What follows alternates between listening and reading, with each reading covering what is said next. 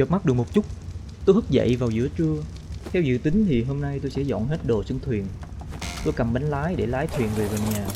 Rất tiếc là cây cờ tâm đắc của tôi lại chắn hết cả tầm nhìn về phía trước. Tôi phải gỡ nó xuống trong tiếc nuối. Gỡ xong, tôi tiếp tục lái và cập bến tại bờ gần nhà. Cũng là nơi mà hai con ba sừng đang chờ đợi tôi. Xuống thuyền, nhìn xung quanh một vòng, tôi chạy lại và cưỡi ba sừng về gần thuyền. Vẫn còn một con chưa có yên, định chế luôn nhưng mà vẫn còn thiếu một chút da. Tôi chạy về nhà tìm nhưng lại chẳng còn tí da nào. Tôi đành ra mượn tạm một chút da từ những con đô đô đang vừa đi vừa la in nổi. Đủ da, tôi chế nốt cái yên, về lắp cái yên và cưỡi nó về cạnh con kia. Tôi cũng cần một vài cái tủ đồ lớn nên tôi chạy đi chặt một chút cây để làm. Chọn một chỗ thuận tiện, tôi đặt ba cái tủ tôi vừa chế ra, bỏ toàn bộ đồ lặt vặt và lấy lại một số đồ cần thiết. Lấy xong, tôi chạy về nhà để thu dọn đồ đạc. Lấy đồ trong lửa trại, lấy toàn bộ trong tủ lạnh. Sau đó phá hủy để lấy một chút nguyên liệu để chế lại một cái tủ lạnh khác. Tôi cố nhịn đói một chút để kiểm tra một chút. Lấy đồ trong smithy, lấy sắt từ lò nung và bế con vịt đang nhiều chuyện ngay ở góc lên. Tôi không nhịn được cơn đói, tôi mở túi ăn vội vài ba miếng thịt. Tôi ra mở cổng chuồng khủng long rất to, hít sáo in nổi để gọi chúng ra, dẫn chúng về thuyền. Đi được dăm ba bước tôi lại bị khát nước, khó chịu, tôi vứt luôn con đô đô đang bế trên tay, uống vội ngụm nước rồi lại bế nó lên. Tới thuyền, tôi hít sáo cho bầy raptor dừng lại, tôi bế đô đô vào thuyền vứt một góc, đặt chiếc tủ lạnh ra và cất toàn bộ đồ vào nó. Lấy một số nguyên liệu không cần bảo quản ra và đem cất vào tủ gỗ. Tôi ra kiểm tra và lấy đồ trong người của bầy raptor, làm tương tự với khủng long ba sừng, sau đó đem vào thuyền. Tôi định chế bàn smithy nhưng lại thiếu một chút đá.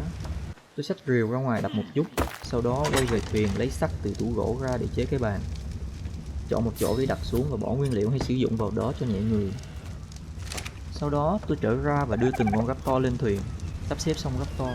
Tôi xuống cưỡi ba sừng lên nhưng nhận ra không có chỗ để dành cho loài mập mạp như nó. Tôi chạy đi thu thập một chút nguyên liệu để chế vài cái xe linh. Nguyên liệu cần chủ yếu là gỗ, sắt và fiber. Đủ nguyên liệu, tôi chế vài cái xe linh và đem về thuyền. Chạy về thuyền, từ xa tôi không nhìn thấy hai con ba sừng ở đâu. Tôi nhìn quanh nhưng vẫn không thấy. Bầy raptor thì lại đứng sai vị trí tôi đặt. Chạy lên xem thì thấy có một con chim mất dạy đang ở đấy. Tôi hiểu ra vấn đề, lắp tinh ngủ định thường hóa nó. Bắn được phát thì bầy raptor điên cuồng bắn xé nó. Tôi huýt sáo cho tất cả và chạy ra xa một chút. Con đô đô ở trong nhà nghe tiếng huýt sáo của tôi cũng lon ton chạy ra. Con ba sừng thì chạy từ bên kia thuyền qua, vẫn còn một con nữa tôi không thấy. Tôi chạy ra sau thuyền thì thấy nó vẫn đang bơi. Tôi cưỡi nó lên bờ. Ổn định, tôi lắp sàn xe linh ra để làm chỗ đứng cho con ba sừng. Và chắc chắn phải có một cái dốc để nó có thể leo lên. Bên kia tôi cũng làm tương tự. Xây xong tôi lên bờ. Trước khi đem bọn chúng lên, tôi phải huýt sáo cho chúng không tự động tấn công trong mọi tình huống. Tôi cưỡi ba sừng lên vị trí mới của nó. Kế tiếp, tôi sắp xếp lại raptor lên thuyền. Con thứ nhất, con thứ hai xong, tôi bế đô đô và leo lên con thứ ba cưỡi lên thuyền, cho nó ở hẳn trung tâm cho ai. Tôi đem đô đô vào nhà và ném lên đầu tủ lạnh. Phi thuyền dọc bờ biển, tôi phi lên nóc thuyền để ngắm khu vực này lần nữa. Tôi bơi vào bờ, chạy một vòng nơi tôi quen thuộc, leo lên tảng đá nơi tôi đứng quan sát lúc vừa đến hòn đảo này. Quan sát một lần nữa, tôi lại đi ngang căn lều thô sơ che chở tôi lúc đầu. Tôi vòng về nhà hắt ngọn đuốc lên, đi một vòng và leo lên tảng đá, nhìn quanh lần nữa. Tiếng nuôi xong tôi chạy về thuyền.